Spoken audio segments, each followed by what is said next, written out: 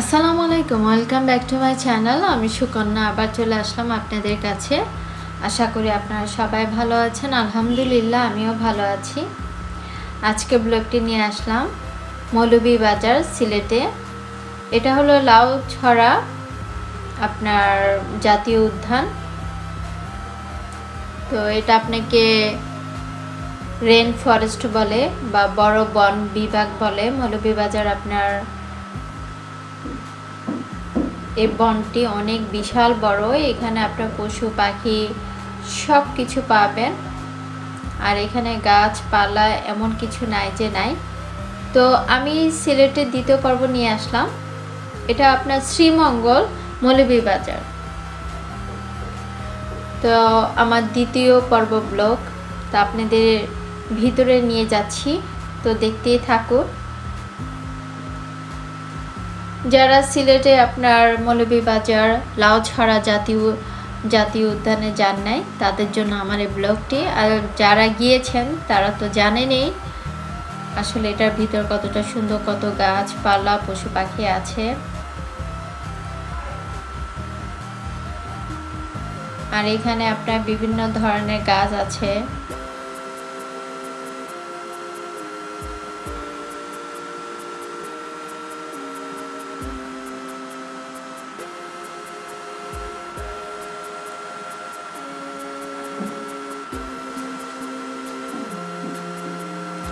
আর এই সে ঐতিহাসিক আপনার ট্রেনে চলার পথ।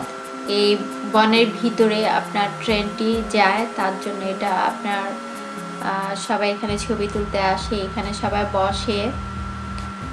তো আমি কিছু ছবি তুলেছি এখানে বসে, ভালোই লেগেছে।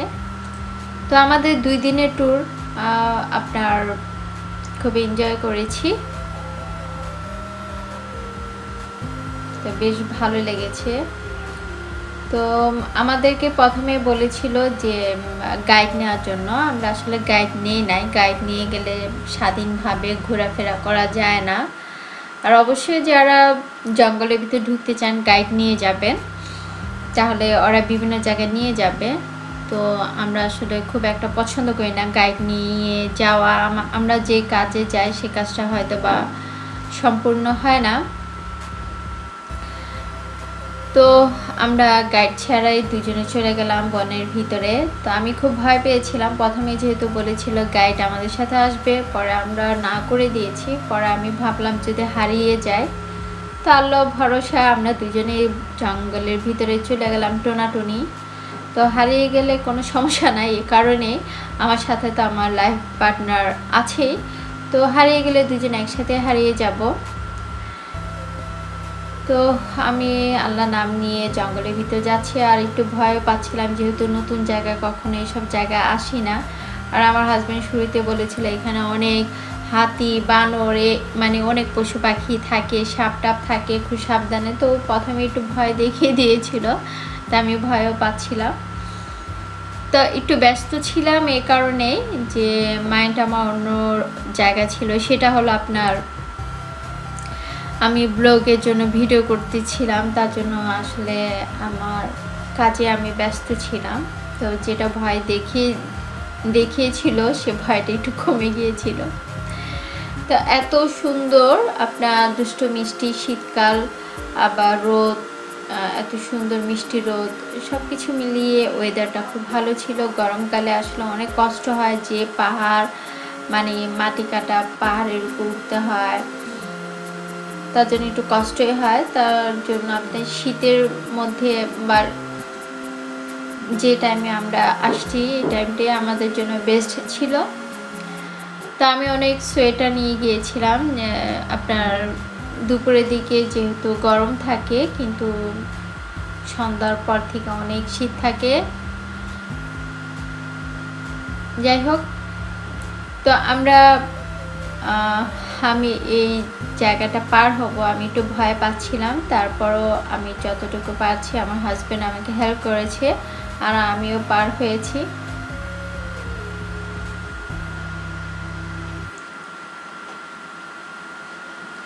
আমরা সব জায়গায় ঘুরে ফিরে আমরা একটি মণিপুরি পাহাড়িরা যেখানে থাকে, মণিপুরিরা বা খাসিয়া, আমরা সেখানেই যাব। আর এই জাতীয় উদ্যানে কিন্তু আপনার পাহাড়িরা থাকে, মানে মণিপুরি ওনারা থাকে এই জাতীয় উদ্যান, তো এখানেই থাকে ওনারা। তো আমরা সেখানে যাব, সে পাহাড়ে থাকবো, মানে সে অঞ্চলে যাব। তো আমরা আস্তে আস্তে সেখানে যাচ্ছি। তো আমরা সব জঙ্গল ঘুরে তারপর আমরা আস্তে আস্তে পাহাড়ের উপরে যাচ্ছি, যেখানে ওনারা বসবাস করে। তা আমিও আপনাদের সাথে সেটা শেয়ার করব, আপনাদের কাছেও খুব ভালো লাগবে আশা করি। সূর্যটা দেখতে পাচ্ছি, আমার কাছে খুব ভালো লেগেছে। এটা আপনার লাউছড়া বন গবেষণা ওই সাইডটা ছিল, বিশাল বড় একটা বন বিভাগ আপনি যাকে বলে। আর সে তুলনায় এখানে ট্যুরিস্টরা খুব কম আসে, কারণ এখন আপনার করোনা, তার জন্য ট্যুরিস্ট অনেক কম আসে। আর প্রথম লকডাউনে ট্যুরিস্টরা খুব একটা ছিল না, 3-4 মাস। এখন আপাতত হাতে গোনা কয়েকজন ছিল।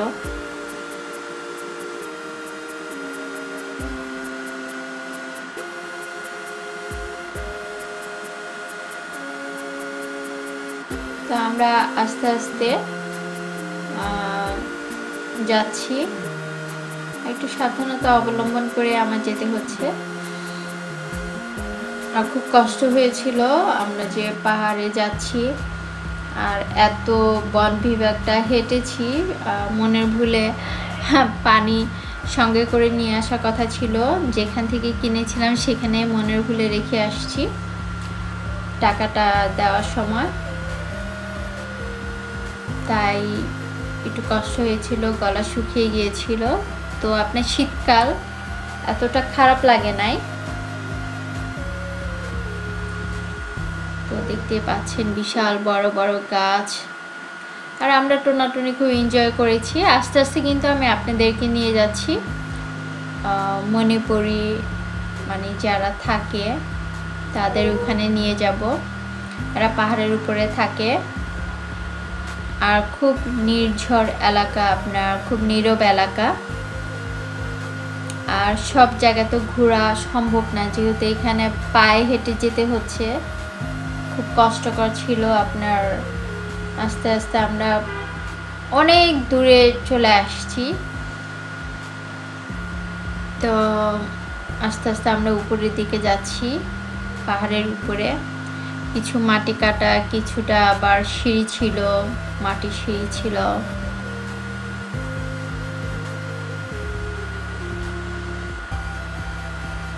এটা মাটির সিঁড়ি ছিল, আবার অনেক সময় আবার সিমেন্টের সিঁড়িও ছিল। তো এভাবে উপরে আমরা আস্তে আস্তে উপরে উঠছি। এটা হলো আপনার পাহাড়িদের ঘর বাড়ি, সেটা শেয়ার করছি। ওরা কখনো সামনে আসে না, যারা যখন ট্যুরিস্টরা আসে তখন ওরা সামনে আসে না, তখন ওরা দরজা জানালা সব বন্ধ করে দেয়। আর আমরা একটু পানিও খুঁজতেছিলাম যে এখানে কোনো দোকান টোকান আছে কিনা, কিন্তু আসলে এখানে খুব রিয়ার একটা দোকান পেয়েছিলাম, কিন্তু সেখানে পানি সেল করে না ওরা। যাই হোক, আমি আপনাদের মণিপুরি যে ঘর বাড়িগুলো সেটা একটু দেখাচ্ছি। আর মণিপুরিরা কিন্তু ওদের ঐতিহ্যবাহী শাড়ি পরে, সেটা হলো লুঙ্গি স্টাইল। ওরা লুঙ্গির মতন একটা পার্ট পরে, আর উপরে হলো ওড়নার মতন, আপনার ওড়না নেয়, সেটা শাড়ির মতন পরে ওরা। তো আমরা কিন্তু খুব উপরে উঠেছি, পাহাড়ি এলাকা বুঝতে পারছেন। তো সেখানে আমরা উঠেছি।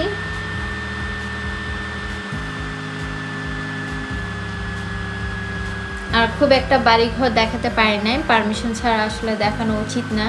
তারপর আমি দেখিয়েছি, আমার কাছে খুব ভালো লেগেছে ওদের ভিতরে, মানে একটু ক্লোজ করে আমি একটু দেখেছি। আর যখন ট্যুরিস্ট আসে ওরা কখনোই কাছাকাছি আসে না, দরজা জানালাও বন্ধ করে দেয়, আর আমাদেরকে বলে দেয় যে আপনারা কখনোই কাছে আসবেন না। যদিও আমরা কৌতূহলভাবে একটু সামনে যাই, ওরা পছন্দ করে না, ওরা দূর থেকে বলে দেয় যে আপনারা কাছে আসবেন না। তো আমরা আসলে এত কাছে যাই না, আমরা যত উপরে যাচ্ছি ততই দেখি ঘর বাড়ি পাহাড়িদের আর কি। এরপর আমরা পাহাড় থেকে নেমে ওই এলাকা থেকে আমরা একটু দূরে আসছি। দূরে আসার পরে আমরা এই জায়গাটা একটু রেস্ট নিয়েছি, যেহেতু অনেক হেঁটেছি। পানিও সঙ্গে ছিল না, অবশ্যই যারা আপনারা যাবেন পানি সঙ্গে করে নিয়ে যাবেন।